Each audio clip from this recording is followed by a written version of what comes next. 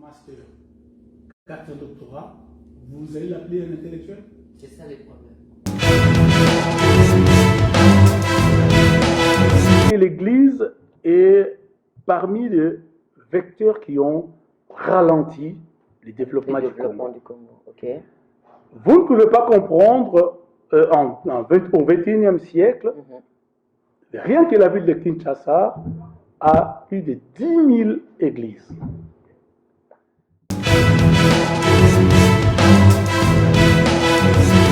Oui, c'est dans quel côté vous vous trouvez. Mais si je me trouve maintenant dans le côté scientifique, je trouve que l'Église a ralenti le développement du Congo, a affaibli la jeunesse. Parce que quand tu dis à un jeune, veillez vendredi, on sort samedi, lundi, on revient à l'église pour prier, mercredi, il n'a pas de travail.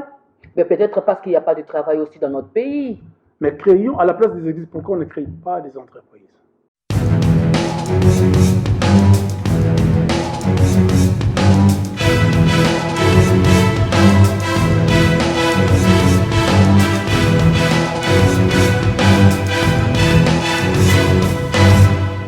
Bonsoir à tous, bienvenue sur Kratos TV. Aujourd'hui, nous sommes en déplacement à Lausanne, plus précisément à l'espace Simplon 47. Un espace mis à disposition de toutes les nationalités. Aujourd'hui, nous allons accueillir pour vous un invité de marque. Je vous laisse de le découvrir. Bienvenue sur Kratos TV, Lumière du Monde. C'est votre émission Chemin de la Vérité. Je suis votre sœur Chimène Bella. Aujourd'hui, par la grâce de Dieu, Kratos TV reçoit pour vous un invité de marque qui s'appelle le frère Didier, le sénateur Didier. Et je lui laisserai la parole qu'il puisse se présenter lui-même. Bonsoir. Bonsoir Madame Chimène. Comment allez-vous? Ça va gentiment très bien. Et je vous laisserai le temps de vous présenter à toutes ces personnes qui sont en train de nous regarder aujourd'hui. Merci. Je suis M. Didier Imbondo, communément appelé les sénateurs de Lausanne. Je porte plusieurs casquettes en moi. Je suis vice-président de l'association Tabita. Je suis communicateur de la communauté congolaise en Suisse. Si je dis communicateur, c'est-à-dire que lorsqu'il y a X ou Y événement ou conférence, on fait appel à moi pour faire transmettre, communiquer avec la communauté congolaise ou bien la diaspora africaine. C'est ce que je suis. Je fais plusieurs casquettes et je suis le responsable, pour ne pas dire le président, ces mots-là, j'aime pas trop souvent, le responsable du plateau qu'on appelle le Perchoir TV, qui reçoit plusieurs personnalités auxquelles nous faisons concours pour que nous puissions communiquer avec la nation, ou bien je dirais nos nations, parce que le Perchoir a une image un peu de la diaspora africaine. C'est-à-dire nous touchons tous nos pays qui sont en Afrique noire subsaharienne, donc en Afrique noire, comme on l'a dit. Donc, pendant ces plateaux, je crois que les téléspectateurs de Kratos sauront qui je suis, en long et à large. D'accord. Et comment vous êtes attiré par les médias? Comment est-ce que j'ai été attiré vers les médias? C'était simplement une action qui est venue lorsque j'étais vice-président d'une association qui se trouve ici à Lausanne, qui s'appelle APL de Lausanne. Et c'était chapeauté par M. Simon Bidi, qui était à l'époque le président, qui a fait appel à moi pour être son vice-président et l'homme de l'événement, donc événementiel. Donc je m'occupais du parti événementiel et vice-président de APL. Et lors d'une manifestation qu'on avait organisée, on a eu un problème de communication. Et un jour, j'ai pris mon portable. Comme d'habitude, on essaie de chercher à connaître comment on appelle ça, quelques technologies de nos enfants. Je me suis appliqué à faire un live pour faire appel à nos amis, le membre de APL, l'association, pour qu'on se rencontre un dimanche sur le terrain de Vidi. Et c'est comme ça que j'ai commencé les lives. Et un jour, nous sommes allés à une soirée à Genève, une soirée du mois de mars. Et nous sommes allés là-bas. J'ai rencontré un monsieur. Et ce monsieur qui s'appelait Dadastor, Ipoma. Il a été aussi invité dans cette soirée.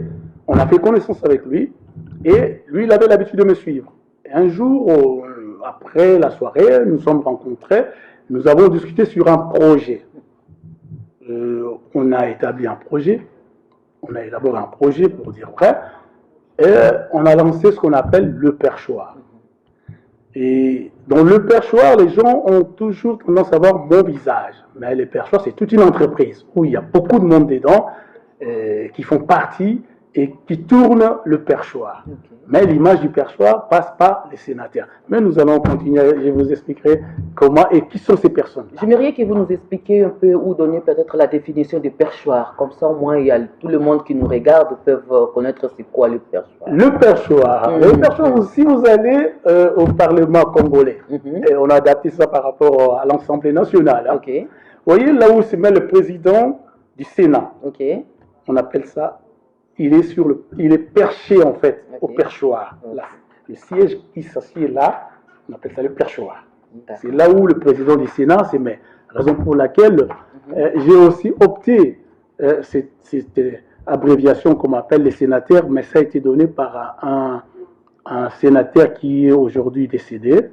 C'est le grand frère d'un ami, Fanfan Debo, dont je cite les noms. C'est son frère et M. Ignace Ndeboy, fils sénateur, il est décédé quelques années qui sont passées là.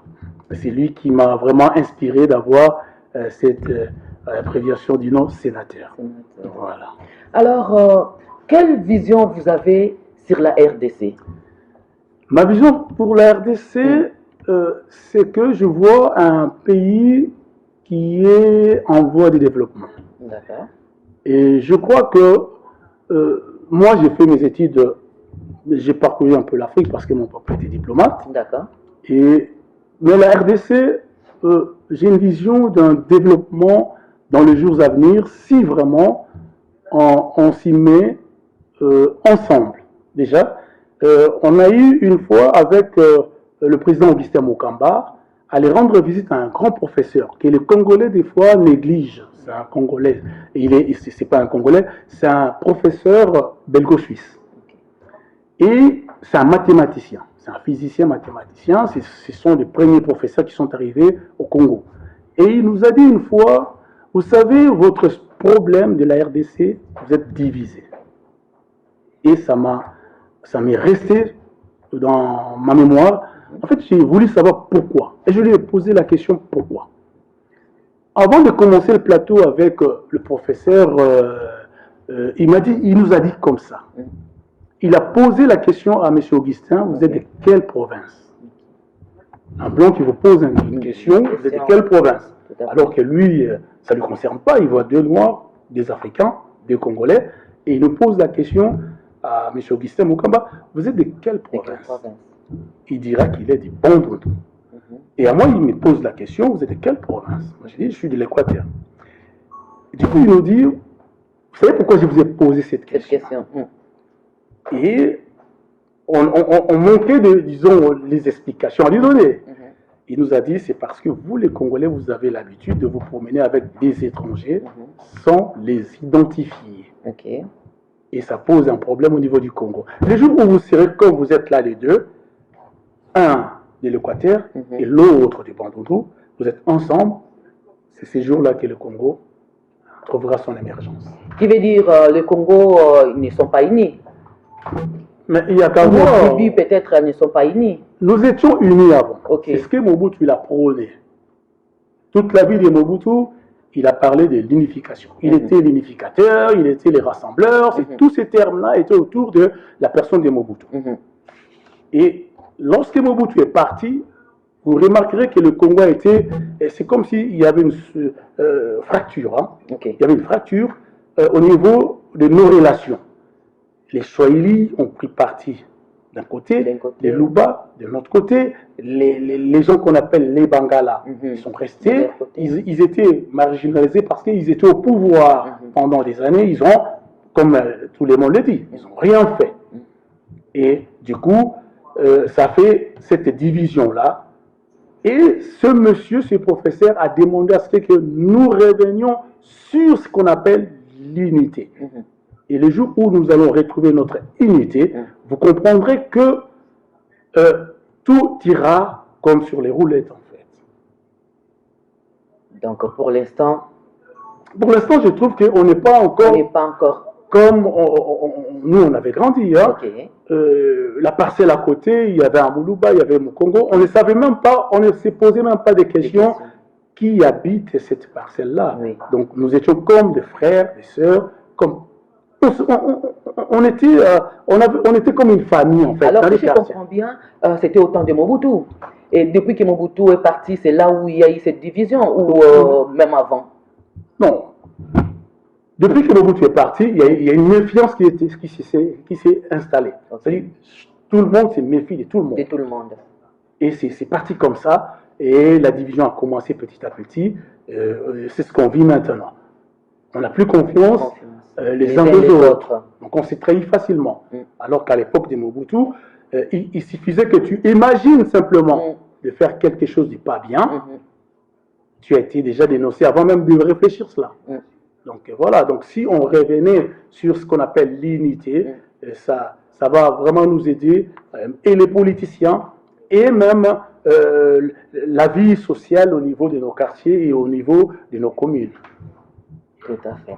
Alors, j'aimerais demander du côté Église. Voilà. Est-ce que vous pensez vraiment que l'Église a apporté quelque chose de bon ou de mauvais dans notre pays, le Congo? Ouf, c'est une très belle question, mais c'est un peu difficile de répondre. Parce que tout dépend de quel côté tu te trouves.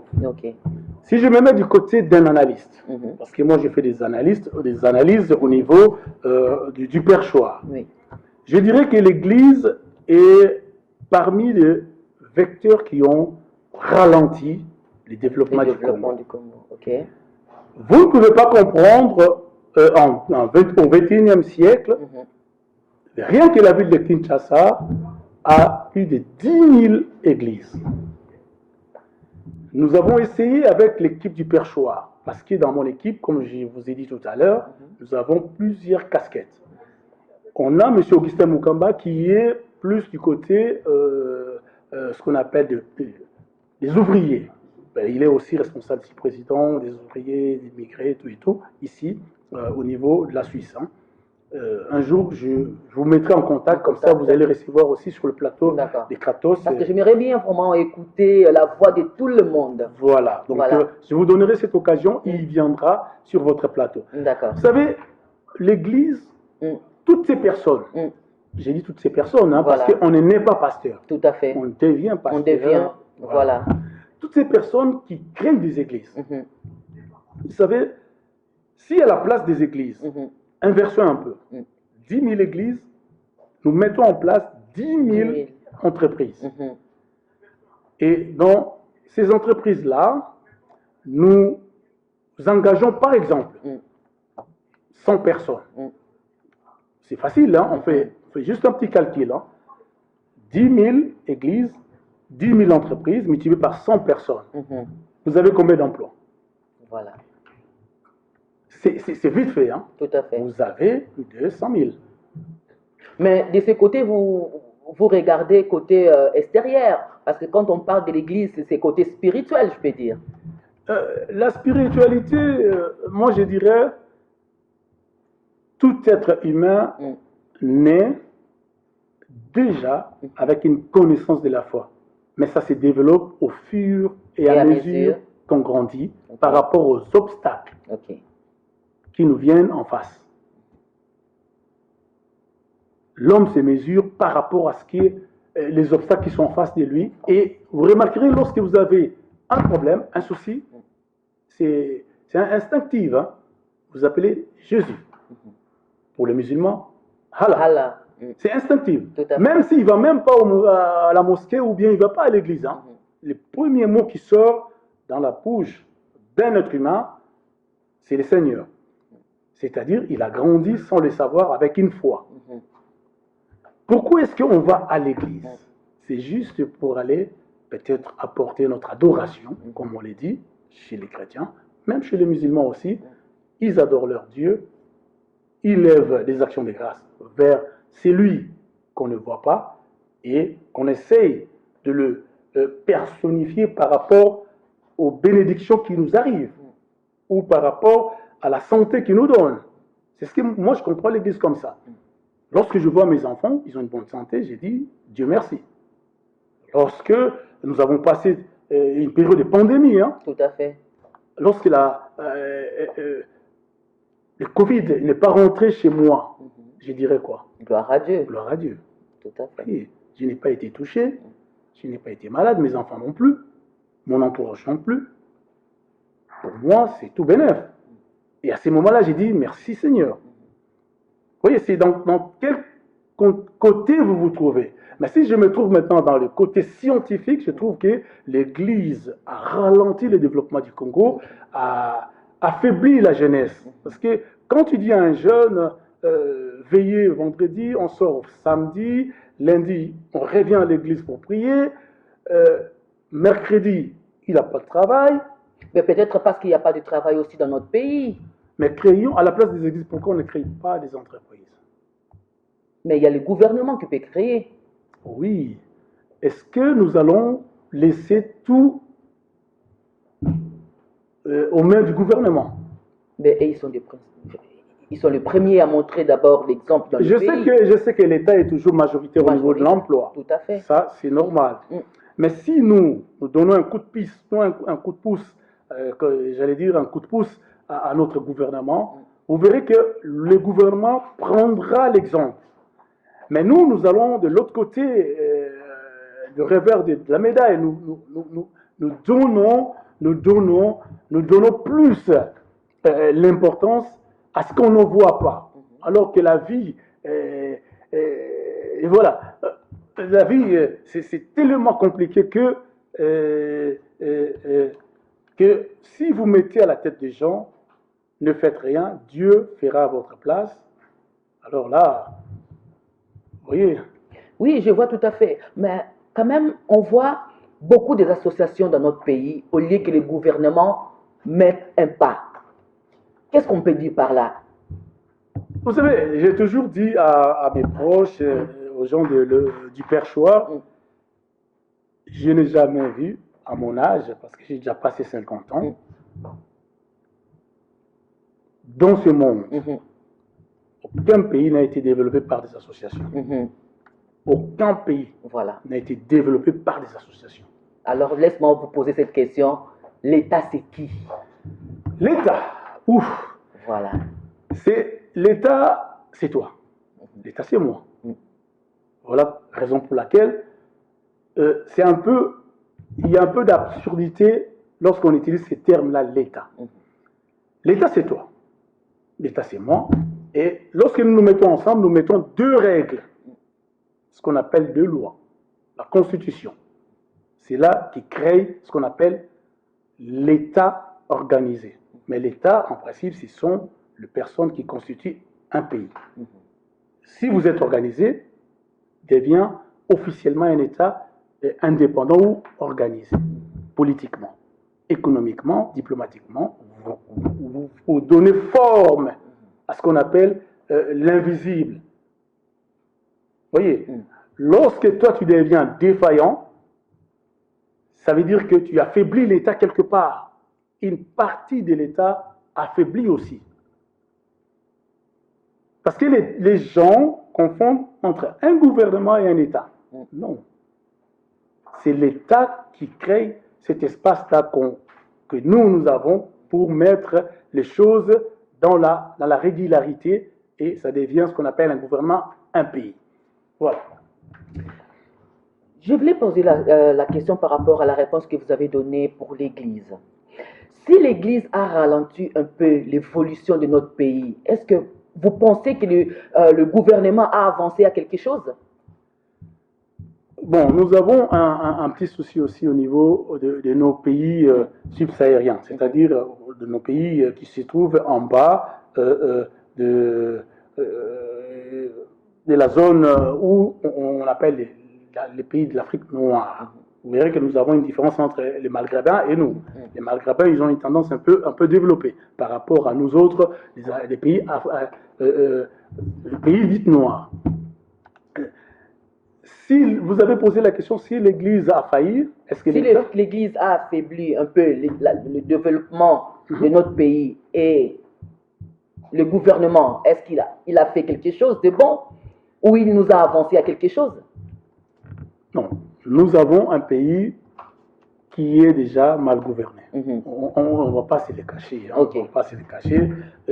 Nous avons un pays qui n'est pas bien organisé, qui n'a pas de base solide économiquement, politiquement et diplomatiquement. Alors, donc, comment faire pour mettre les choses en place?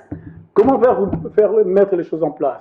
Moi, à mon avis, hein, parce que je reçois sur le perchoir, je reçois des diplomates, je reçois des économistes, des politiciens. On doit d'abord, pour la RDC, hein, on va d'abord parler de la RDC. On doit refonder la RDC. Refonder la RDC, c'est quoi? C'est mettre en place des structures qui conviennent. On doit d'abord réorganiser ce qu'on appelle un État, définir ce qu'on attend par un État, un pays. Un pays doit avoir des frontières.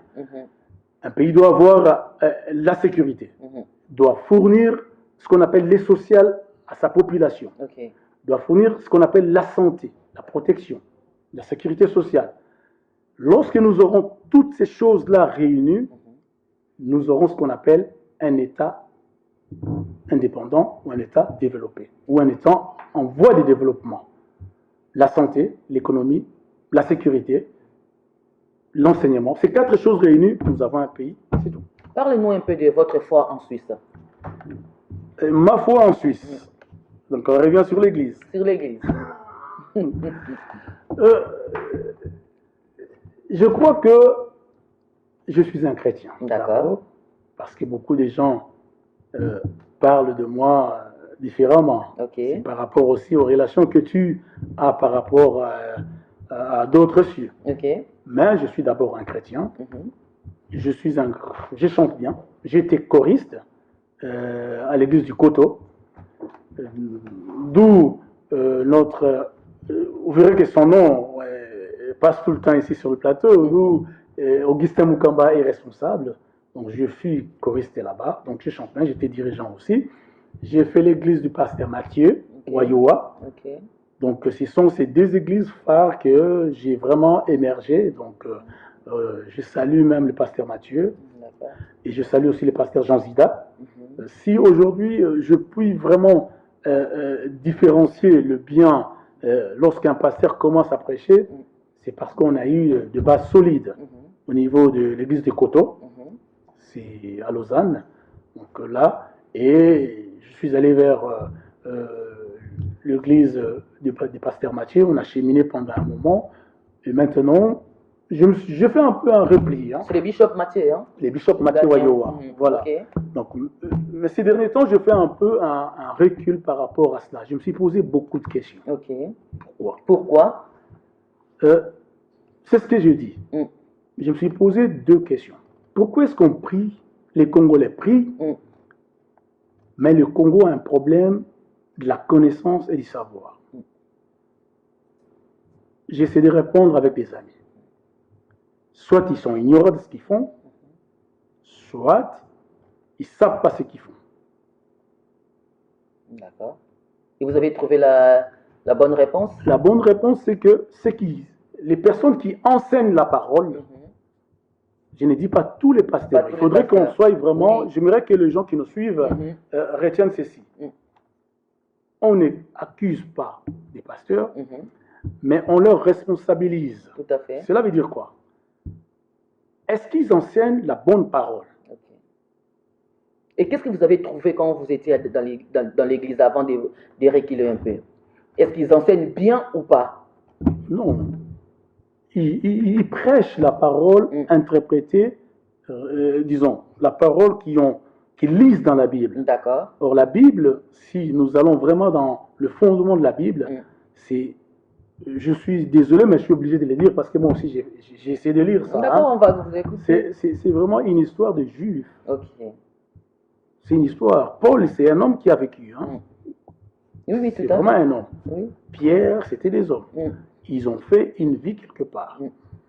Et nous, on essaye de nous apprendre à être comme Paul. Ce qui est bien. Oui. Par exemple, si moi, je suis un exemple de mon ami Jean-Léon Maupied depuis le Canada, s'il se comporte, il a un comportement qui est exemplaire, j'ai pu copier par rapport à X domaine. Mais est-ce que je vais fonder ma vie par rapport à Jean-Léon Maupied? Non. Alors que nous, en Afrique, on avait, avant que le blanc vienne, nos ancêtres priaient. Ils priaient quoi? Pourquoi est-ce qu'on a abandonné ce que nos ancêtres faisaient? On a voulu copier ce que l'homme blanc a amené. Parce que si on nous dit le christianisme a 2000 ans, c'est simple. Avant 2000 ans, l'Afrique n'existait pas. Existait déjà. Nos parents ne priaient-ils pas? Oui, bien sûr. Voilà. C'est-à-dire qu'on a une partie de la réponse, mais nous ne voulons pas vraiment en savoir sur cette réponse. Alors, parlez-nous un peu de cet outil qu'ils ont mis en place, des réseaux sociaux. Est-ce que vous pensez que les réseaux sociaux nous ont amené un de plus, surtout dans notre communauté, où ça mène que des dégâts, où il y a eu même un prophète qui a dit que du pétage, donc des choses comme ça. Qu'est-ce que vous pouvez dire par là? Les réseaux sociaux, c'est un outil qui existait avant. Disons, l'Internet existait avant. Les gens qui ont grandi à Kinshasa, à Bandal, à Gombe, juste en haut, quand vous finissez Bandal, vers là où c'est les quartiers qu'on appelle GB, avant il y avait des bureaux où la banque des Zaïre à l'époque venait déposer, il y avait des bulletins comme ça qu'on appelait, nous on appelait ça IBEM. C'était des petits, il y avait des petits trous. Ces trucs-là, si vous demandez aux gens qui ont travaillé à la Banque des Zaïre avant, il y avait de l'informatique avant. Il y avait de l'informatique. Alors que, mais ce n'était pas la disposition de tout le monde. Il n'y avait que des informaticiens qui pouvaient en utiliser. Nous arrivons aux années 90. Les Américains, ils ont découvert autre chose que ça. Et ils ont pris ce qu'ils avaient utilisé avant, parce que nous savons que l'homme blanc projette l'avenir sur 20 ans, oui, ou 30 ans. Donc nous avons récupéré ce que les autres ont laissé, ils ont mis ça en disposition pour nous. En lieu place, nous, Africains, peuple noir, d'utiliser ça à bon escient, nous utilisons ça comme un outil pour régler nos comptes. Si je peux être un peu bref par rapport à ces points-là. D'accord. Est-ce que allons-nous continuer dans ce sens-là? Vous voyez, vous avez quitté Genève, vous êtes venu, et les gens nous regardent au travers des réseaux sociaux. Est-ce que nous passons notre temps à insulter les gens? Non. C'est juste que nous sommes en train de passer un message. Vous êtes venus pour que nous puissions apprendre quelque chose de vous, et vous prenez quelque chose de moi, de ma connaissance. Vous voyez? Tout à fait. Donc, c'est-à-dire qu'on peut utiliser cet outil pour le développement de la communauté et pour le bien-être de notre nation. Alors, quelle pensée aviez-vous pour les femmes violées? En général, le perchoir, c'est un plateau qui reçoit beaucoup de monde. D'accord. Et j'ai toujours dit, ma meilleure émission que j'ai faite depuis qu'on a commencé le perchoir, c'est lorsque j'ai reçu sur mon plateau une femme colonelle. D'accord. Elle est venue de Kinshasa à Paris et elle est la responsable ces secteurs qui s'occupent de la criminalité faite à la femme, violence faite à la femme, des viols, tout ce qui est lié au sexe féminin. D'accord. Et cette femme, lorsque je l'ai reçue, elle a évoqué une chose. On l'a posé la question lorsque vous allez interpeller, par exemple, un ministre. C'est là où l'émission était vraiment avec de l'émotion. Elle m'a répondu ceci: je n'ai pas d'émotion. Lorsque je vais arrêter un criminel sexuel, c'est un criminel sexuel. Pour moi, vous soyez ministre ou pas, tout à fait, je vous arrête. Et ça, j'ai beaucoup aimé. Et sur ce plateau-là, il y avait Maman Dédé Bonkoni et une femme guinéenne qui milite vraiment sur ces points-là. Et sur le perchoir, nous avons une branche qu'on appelle le monde féminin, qui est animée par Pauline et Espérance Assam. Les deux femmes parlent trop souvent de ces dégâts et de ses conséquences, des méfaits, tout ça sensibilise. Et puis, mais je dirais que ces points-là au niveau de la RDC est devenu comme une arme dissuasive. C'est-à-dire, on utilise ça pour faire peur à la population, pour chasser des femmes, alors que nous oublions que le monde est tenu par des femmes. Tuer des femmes, c'est faire arrêter, disons, la croissance. Voilà. Et de l'autre côté, si je ne veux pas citer des noms de ces pays qui nous font ces agressions-là, des agressions, voilà, on connaît tous. tout le monde le connaît. Voilà. Donc, nous sommes désolés, donc nous condamnons cela. Nous condamnons vraiment dans notre plus vraiment ferme énergie ces actes-là. J'aimerais aussi te poser la question parce que je vous vois souvent avec des associations. J'aimerais que vous me parliez un peu des associations comme des ONG. Tout à l'heure, lorsque je me suis présenté, je vous ai dit que j'étais vice-président de l'association Tabita. Oui. Et je fais partie aussi, de temps en temps, avec presque toutes les associations. On m'appelle, je donne un coup de main, j'essaye d'être utile dans ma communauté au travers des associations. Je dirais que les associations, ça peut être un outil qu'on peut, nous, utiliser pour promouvoir aussi un développement. Si et seulement si nous avons compris que les associations ne développent pas un État. C'est-à-dire, nous transformons nos associations à des entreprises. C'est ce que notre ami Dadaston essaie de faire. Donc, il y a une partie qu'on peut utiliser comme aide, et l'autre partie, on peut former aussi les mêmes personnes qui sont dans des associations à faire des cours de businessman, c'est-à-dire de faire ce que nous pouvons amener, par exemple, de la gratuité, nous amener ça à une autre forme d'entreprise qui peut produire, c'est-à-dire, si on a des plantations, on peut cultiver, on récolte, lorsqu'on vend, ça devient du business. Vous voyez, on est parti d'une association, mais à la fin, nous avons gagné quelque chose pour que ces personnes-là qui travaillent dans les plantations puissent trouver un revenu.